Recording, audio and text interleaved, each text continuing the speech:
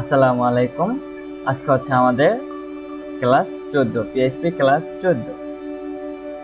তো আমরা হচ্ছে আগের এটা হচ্ছে আমরা 13 নম্বর ক্লাসে এটা শিখছিলাম যে কিভাবে হচ্ছে ভেরিয়েবলকে ধরতে হয় বা কনস্ট্যান্টকে ধরে তারপরে কিভাবে কাজ করতে হয়, ঠিক আছে? তো আমরা এতটুকু দেখছিলাম। এ থেকে আমরা শুরু করি। এ থেকে হচ্ছে আমরা এভাবে দেখছিলাম যে কিভাবে করতে পারি আমরা। আচ্ছা, আমি এখানের কোডগুলোকে কেটে দিলাম। আজকে যেটা দেখব সেটা হচ্ছে আমি ফার্স্টে এখানে কিছু ভেরিয়েবল লিখে নিতে পারি বা ডিফাইন্ড।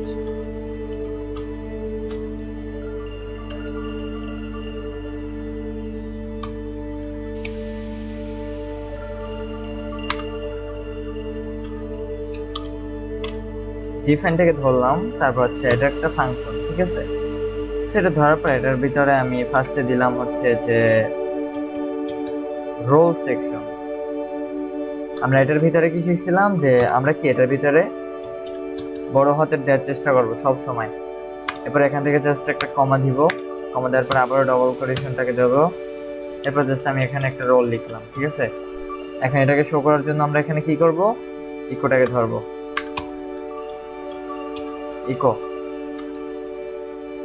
ইকোটা লেখার পরে কি করব, আমরা জাস্ট এখানে রোলটাকে লিখে দেব, সেমিকোলন দিয়ে দেব। সো এখন আমাদের কি হবে, আমাদের কিন্তু এখানে রোলটা শো করবে, বাট এখানে আমাদের এরর দেখাচ্ছে। এরর কেন দেখাচ্ছে এখানে? ওকে কি আমাদের বুঝাই দিতে হবে, ঠিক আছে? সো বুঝিয়ে দেওয়ার জন্য আমাদের এখানে কি লিখতে হবে, আমাদের এখানে কি দেখাচ্ছে যে আমাদের সার্ভারটা এরর ধরতেছে। বাট আমাদের সমস্যাটা কোথায়, আমাদের কিন্তু সব লেখা বা সবকিছুই ঠিক আছে। তো এখানে আমাদের মিস্টেক যেটা, সেটা হচ্ছে আমাদেরকে এখানে একটা সেমিকোলন দেওয়া নেই। তো সেমিকোলন দেওয়ার পর আমি যখন এটাকে রিলোড দিব, আমার কি এই রোলটা এখানে কি শো করতেছে, এই যে রোল সেকশনটা। তো সেম ভাবে আমি কন্ট্রোল টি দিলাম, আমি এটাকে দিলাম একটা নেম সেকশন।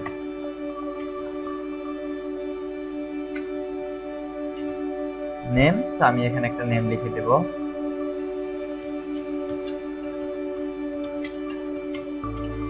আমি জাস্ট আমার এই নামটাকে লিখে দিলাম, ঠিক আছে?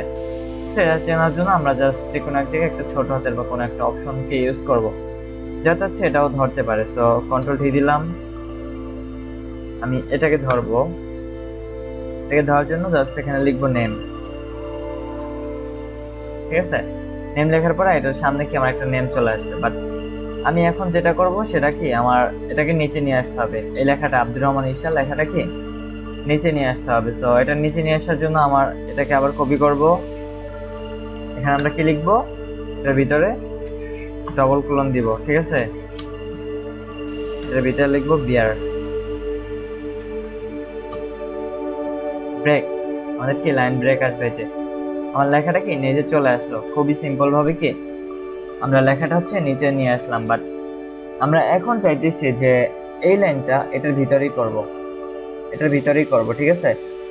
মানে আমার এখানে দ্বিতীয় আরেকটা কোনো লাইন নিব না।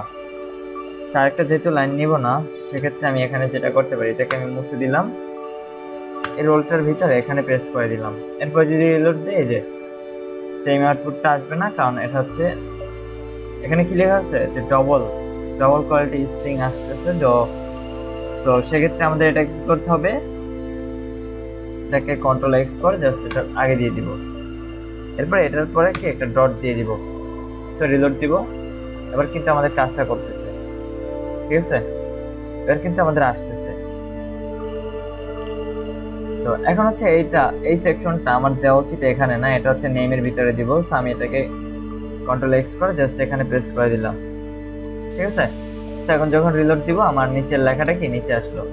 বাট আমরা বিয়ার ট্যাগের কাজটা শিখলাম কি, যে কিভাবে হচ্ছে এটাকে কাজ করে। আর এখানে যখন আমি ডটটাকে দিব না, তখন কিন্তু আমার এটা কাজ করবে না, যে এরর ধরবে সার্ভারটা। সো এই জন্য কি আমাদের এখানে কি এই যে আনএক্সপেক্টেড আইডেন্টিফায়ার, ঠিক আছে? আনএক্সপেক্টেড আইডেন্টিফায়ার এখানে কিন্তু লেখা উঠতেছে অলরেডি। সো এই জন্য কি আমাদের এখানে ধরাই দিতে হবে, এখানে কি আমাদের ডট সিম্বলটা কি আমাদের অবশ্যই দিতে হবে। এরপর যখন আমি সার্ভারটা রিলোড দিব, তখন কি আমার সার্ভারটা কি অলরেডি কাজ করতেছে। ওকে, সো এরপরে যেটা দেখবো আমরা সেটা হচ্ছে যে আমরা হচ্ছে এটা খুব সহজেই শিখলাম যে হচ্ছে কিভাবে লাইন ব্রেক করতে এক লাইনের ভিতর, কিন্তু আমরা এতদিন জানতাম কি যে আলাদা আলাদা লাইনে করতে হয়, বাট এখন আমরা এখানে জানি কি যে শুধু ডিফাইন দিয়েই এটাকে আমরা একভাবে ধরতে পারি, বাট এটাকে আমরা অন্যভাবেও কাজ করতে পারি। অন্যভাবে যদি আমি কাজ করতে যাই সো সেক্ষেত্রে হচ্ছে আমি ইকোটাকে আবারও কন্ট্রোল সি দিয়ে কপি করার পরে আমি এখানে আরেকবার পেস্ট করি। পেস্ট করার পর আমার এখানে লাইনটা আসবে দুইবার, আচ্ছা দুইবার আসলো। সো এই লাইনটা এভাবে আরেকবার রাখার জন্য আমি এটাকে অন্যভাবে কাজ করতে পারি। সেটা হচ্ছে আমার বিয়ার ট্যাগটা এভাবেই থাকবে, বা এখানে আমি আরেকটা ফাংশন ইউজ করতে পারি। যেমন হচ্ছে এখানে কনস্ট্যান্ট ফাংশনটাকে আমরা ইউজ করতে পারি, CONSTANT কনস্ট্যান্ট। এটা একটা ফাংশন। ফাংশনের ভিতরে আমাদের কি থাকবে, ফাংশনের ভিতরে হচ্ছে আমি যদি এটাকে ভেরিয়েবলটাকে ধরতে চাই, আমার এটার ভিতরে এখন অলরেডি ইরর দেখাচ্ছে, কারণ এটার ভিতরে কিছু লিখতে হবে। যতক্ষণে কিছু না লিখবো এটা হচ্ছে ইরর দেখাবে। এই যে শুধু এতটুকু শো করবে আর নিচের বাকিটুকু কি আমাদের কি ইরর দেখাচ্ছে। সো এটাকে যদি আমি দেখাইতে চাই সো সেক্ষেত্রে আমি কোনটাকে দেখাবো, আমি রোলটাকে দেখাবো নাকি এটাকে দেখাবো? তার আগে হচ্ছে আমি এটাকে একটু কপি করে কন্ট্রোল সি দিয়ে জাস্ট এটার আগে পেস্ট করে দেই, সেমিকোলন দিয়ে দেই। ওকে, সো এরপর হচ্ছে আমি এটার জন্য কাজ করতেছি। সো এটার জন্য আমি কি করব, ফার্স্টে রোলটাকে দেখাবো, আবার দ্বিতীয় আরো একবার। সো আমি কি এখানে শুধু রোলটা লিখবো? না, আমি হচ্ছে এখানে ডবল কোটেশন সহই লিখতে হবে আমার, ঠিক আছে? আমার কি ডবল কোটেশন সহই লিখতে হবে। আমি এখানে যেভাবে লিখছি আমার এখানেও কি সেম ভাবে লিখতে হবে, ঠিক আছে? আমি যদি এখন এটাকে রিলোড দেই, এই যে আমার রোলটা কি দুইবার আসলো, বাট এটা কিন্তু আমরা আরো একটা ফাংশনকে ইউজ করলাম। এই যে কনস্ট্যান্ট নামে কি আরো একটা ফাংশনকে ইউজ করে, মানে কনস্ট্যান্ট ফাংশন ইউজ করে লিখলাম। বাট আমরা কনস্ট্যান্টটাকে কিভাবে করতাম, আমরা হচ্ছে ডিফাইন নিয়ে তারপর জাস্ট এইভাবে ইকো দিয়ে এটার ভিতরে ধরাই দিতাম। এই যে রোল, এটাও কিন্তু এই যে এটারও কিন্তু এটা সেম ভাবেই কাজ করে, ঠিক আছে? কিন্তু আমরা হচ্ছে এটা কি ফাংশন নিয়েও কাজ করতে পারি। আমরা যখন অনেকগুলো কাজ করব অনেক সময় দেখা যাবে যে ফাংশন নিয়েও এই কাজগুলোকে আমাদের করতে হবে। সো এরপর হচ্ছে যখন আমি এটার ভিতরে বিয়ার ট্যাগ দিব, বিয়ার ট্যাগ দেওয়ার সিস্টেম কি, এটার ভিতরে আমরা বিয়ার ট্যাগটাকে ইউজ করতে পারি যে ব্রেক, এটার ভিতরে ডাবল কোটেশনের ভিতরে। তো সার্ভারটা এখন কি আমাদের এরর দেখাবে, কেন এরর দেখাবে, এটার ভিতরে কি আমরা ইউজ করতে পারবো না। তো এটাকে কি করতে হবে, কন্ট্রোল এক্স করে জাস্ট এটার সামনে আবার ডবল কোটেশন, এরপর জাস্ট এটার ভিতরে বিয়ার। ওকে, তো এভাবে করেও করতে পারি। সার্ভারটা এখন এরর দেখাবে কারণ এখানে একটা কমা দিয়ে যদি দেই, এই কাজটা আমরা হচ্ছে অন্যভাবে করতে পারি, ঠিক আছে? সো এই লাইনের ভিতরে এটাকে করা যাবে না কারণ এটা হচ্ছে আমাদের এই যে কনস্ট্যান্টের ফাংশন, ঠিক আছে? সো ফাংশনের ভিতরে হচ্ছে আমরা এটাকে করতে পারবো না, এটা হচ্ছে আমাদের ইকোর ভিতরে করতে হবে। এটাকে করার জন্য আমার কি করতে হবে, এখানে লিখতে হবে। সো এখন কি আমার এটা কি, আর সার্ভার এখনো এরর দেখাচ্ছে। ওকে, সো এখন যদি আমরা এটাকে রিলোড দেই আমাদের সার্ভারটা এরর থাকবে না। বাট আমরা এখানে কি শিখলাম যে এটাকে আমরা এভাবে ধরেও করতে পারি যে কনস্ট্যান্ট ফাংশনটাকে নিয়ে। সো আমি যদি এখন কনস্ট্যান্টটাকে আবার লিখি এই লাইনে, লেখার পরে আমি যদি এটাকে রিলোড দেই আমার এটা এররও আসবে না, কিছুই আসবে না, ঠিক আছে? আমি যখন এটার ভিতরে আবার কিছু লিখবো না তখন আমার এটা এরর আসবে। আমার এখানে কি কোনো একটা ভেরিয়েবলকে অবশ্যই ধরাই দিতে হবে। আমি এখন নেম ভেরিয়েবলটাকে ধরাই দেব, যে নেম কনস্ট্যান্টটাকে ফাইলের ভিতরে রেখে দেব নেম। সো এখন আমার কি এখানে নেম আসার কথা, বাট নেমটা আসতেছে না।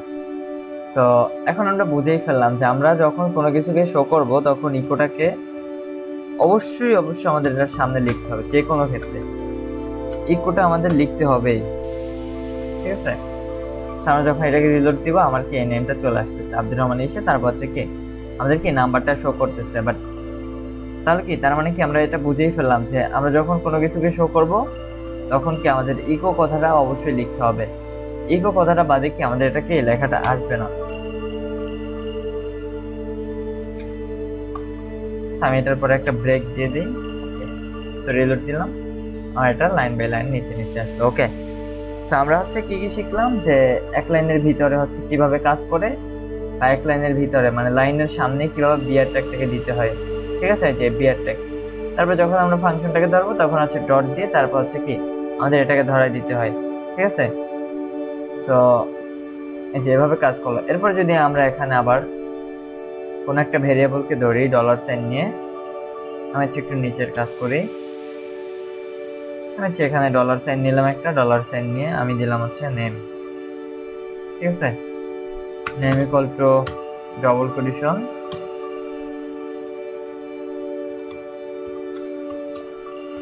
ওয়েলকাম টু, আমি জাস্ট এটাকে লিখলাম যে ওয়েলকাম টু, জাস্ট আমি এইভাবে করে লিখলাম। সো এটাকে এখন প্রিন্ট করার জন্য আমাদের কি করতে হবে, আমরা কি শিখেছিলাম যে এখানে হচ্ছে আমাদের একটা সেমিকোলন অবশ্যই দিতে হবে। এরপর হচ্ছে জাস্ট এখানে ইকোটাকে ধরবো, ইসিএইচও ইকো ইকো। তারপর হচ্ছে আমরা এটাকে ধরার জন্য কি করব, ডলার সাইন নেম, আমরা আগেই শিখছিলাম ডলার নেম, ওকে। সো সেমিকোলন দেওয়ার পরে আমার যে ওয়েলকাম টু কথাটা শো করবে এখানে, এই যে ওয়েলকাম টু, ঠিক আছে। সো এটা শো করার পরে আমি যদি এটাকে আরেকবার একটু ধরে দিই, এখানে একটা সেমিকোলন দিয়ে দেই, জাস্ট আমার লাইনটা নিচে আসবে, ওকে, ওয়েলকাম টু, ঠিক আছে। সো আমরা এখন এই ভেরিয়েবলটাকে একটু অন্যভাবে ধরবো। যে ভেরিয়েবলটা নিলাম, কন্ট্রোল ভি দিলাম, এখানে নিলাম হচ্ছে ভেরিয়েবলের নাম নিলাম হচ্ছে নেম, নেম, ঠিক আছে। আর এটার নাম দিলাম হচ্ছে আমি আমার নামটা এখানে দিয়ে দেবো, ভেরিয়েবলটার নাম, ঠিক আছে। সো আমার নাম দেওয়ার পরে কি আমার এটা এখনো চেঞ্জটা আসবে না, আমরা এখন এটার জন্য আবার এটা হচ্ছে আমরা আগের ক্লাসে শিখছিলাম যে এটা কিভাবে কাজ করতে হয় এটা। সো এখন আমি কি করব, ইশাটাকে ধরবো, এটাকে ধরবো এখানে কন্ট্রোল সি দিয়ে জাস্ট এটাকে পেস্ট করে দিব। সো আমার এখন কোনটা আসবে, শুধু নেম লেখাটা আসবে এখানে, নেম আমার এখানে শো করবে কি শুধু নেম। সো আমি যদি এখন এই ভেরিয়েবলটার মাধ্যমে এটাকে শো করতে চাই যে welcome to my website, welcome to my website, okay. So আমি যদি আমার ওয়েলকাম টু মাই ওয়েবসাইটটাকে শো করতে চাই, এই লেখাটাকে, এই লেখাটা শো করার জন্য আমাদের কি করতে হবে, এই লেখাটা শো করার জন্য আমার এখানে কিন্তু ডলার সাইন একটা দেওয়া আছে একবার। আমরা যখন এখানে ডলার সাইন দুইবার দিব তখন কি আমার এটাকে ধরে নেবে, কারণ ও দেখবে কি আমার এখানে একবার দেয়া আছে বাট এখানে একবার নেম লেখা আছে। যখন আমি এটাকে ডলার সাইন দিব তো ও আবার দেখবে যে আমার কি কোথাও ভেরিয়েবলটাকে এই নামে আর কোথাও ভেরিয়েবল আছে কিনা। আমি যখন এই নামে ও দেখবে যে চেক করে যে এই নামে হ্যাঁ আরও এক জায়গায় ভেরিয়েবল আছে, তখন কি ও এইটাকে প্রিন্ট করবে, ও শো করবে কোনটাকে, যে welcome to my website. So আমি যখন এটাকে রিলোড দিব, এই যে ওয়েলকাম টু মাই ওয়েবসাইট, আমার এখানে লেখা আছে কি ঈশা, জাস্ট কি আমার এখানে নেমের প্রথম মানে লাস্টের ওয়ার্ডটা লেখা আছে জাস্ট, কিন্তু এখানে আমি লিখতেছি নেম, আমি ধরলাম আমার আসার কথা কিন্তু নেম, জাস্ট আমি যখন এখানে ডলার সাইন দুইটা দিলাম তখন কি আমার এটাকে শো করতেছে। সো এখানে যদি আমি এখানে যদি একটু মিস্টেক করে দিই সেক্ষেত্রে কি আমার সার্ভারটা কিছুই আসবে না, এরর দেখাবে, ঠিক আছে। তো এই নেমে হচ্ছে আমাদের কোনো ভেরিয়েবল বা কিছুই নাই, সো এই জন্য আর কি ও কিছুই খুঁজে পাচ্ছে না। সো সেই জন্য কি আমাদের এটাকে এভাবে করে দিতে হবে। সো এরপরে আমরা যেটা করতে পারি সেটা হচ্ছে যদি আমি এটার পরে যদি আমরা ব্রেক দেই, ব্রেক দিতে চাই, ব্রেক, ওকে। ব্রেক দেওয়ার নিয়ম হচ্ছে আমাদের ডবল কোটেশনের ভিতরে,